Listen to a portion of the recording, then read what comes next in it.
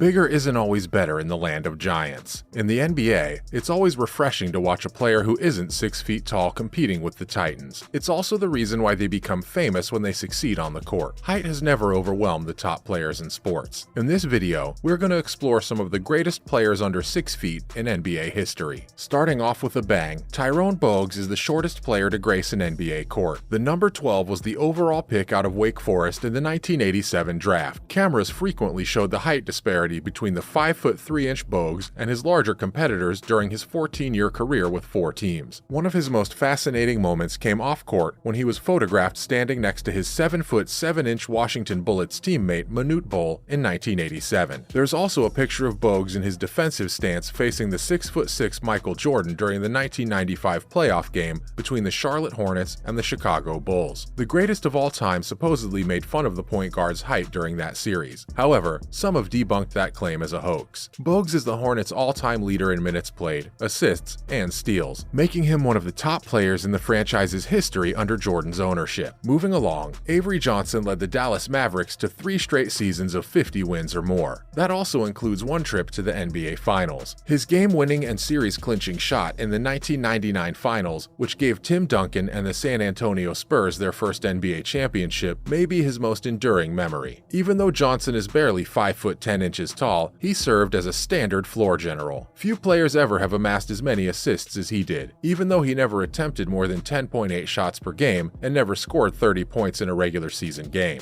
Johnson also had a small frame that only allowed him to average 2.5 rebounds per game on average. He played more than 2,800 minutes and made contributions across the board in the playoffs when his seasoned leadership also made him a key cog. Johnson played 1,054 games, which is the highest among players under 6 feet. He's one of the most crucial players of this group due to that and his win shares, which stand third at 56.5. Coming up, Earl Boykins made a record that still hasn't been broken after almost 2 decades. On November 11, 2004, during a game between the Denver Nuggets and the Detroit Pistons, Boykins, who stands at 5 feet 5 inches, became the NBA's shortest player to score 30 points in a game. Despite dislocating the middle finger of a hand in the first quarter, Boykins scored 32 points for the team. The most notable of his 16 NBA seasons was the 2006-07 season, when he averaged a career high of 15.2 points per game in 31 games. Boykins scored 20 points or more in all but one of a stretch of 10 games that season, earning him a reputation on scouting reports as a scoring danger. Even more impressive, despite weighing only 135 pounds, he was able to bench 315 pounds, which is almost 2.5 times his weight. There's really no stopping this guy. Not to mention, Isaiah Thomas didn't let the world know his actual height for years. He had either been listed as 5 feet 9 inches or 5 feet 10 inches for the entirety of his professional career. However, his height doesn't really matter, considering he went from being the final choice of the 2011 draft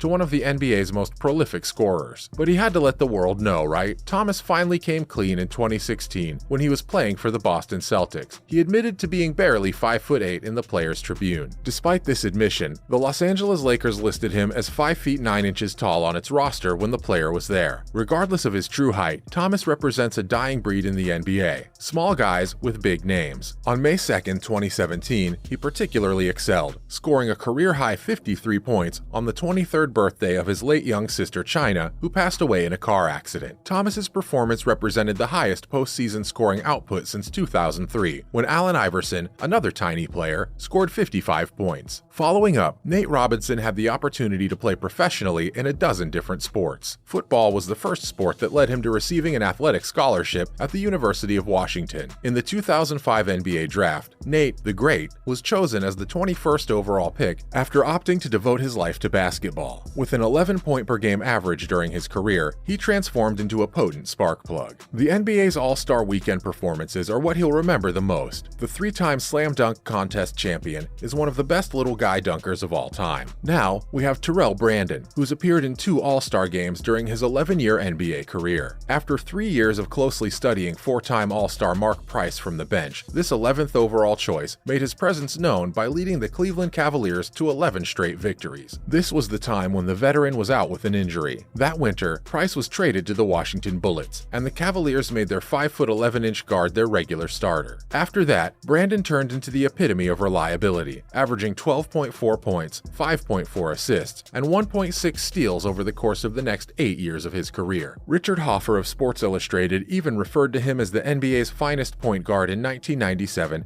after he received 2 All-Star nods. 2 years later, Kevin Garnett and Brandon were traded from the Milwaukee Bucks to the Minnesota Timberwolves, where they guided the team to reach 50 victories in the 1999-2000 season. In the history of the NBA, just 45 players have amassed as many points, assists, rebounds, and steals, a testament to his successful 11-year career. Moving on, Damon Stoudemire is probably the most distinctive player on this list. Known as Mighty Mouse, Stoudemire shared the distinction of being the only rookie in 1995-96 with Oscar Robinson, finishing with 19 points and 9 assists a game. In his second season, he increased those figures, averaging 20.2 points and 8.8 assists per game, the first player to do so in the 1996-97 season. One of only 36 players to achieve all those milestones, the 13-year pro had a strong career that spanned 4 organizations and totaled more than 11,000 points, 5,000 assists, 3,000 rebounds, and 900 steals. Stoudemire's role was reduced with the Portland Trail Blazers after he began his career with the Toronto Raptors. However, the 5'10" unit continued to score in double digits, which he did in 10 of his first 11 seasons. Not to forget, Slater Martin is one of only 2 Hall of Famers in our class. He had a part in 5 NBA titles, received 7 All-Star invites, and was named to 5 All-NBA teams during his 11-year career. Martin is a rare example of a poor scoring choice that the Hall recognizes. Despite taking 9 or more shots a game for 9 seasons, he only once managed to shoot better than 40% from the field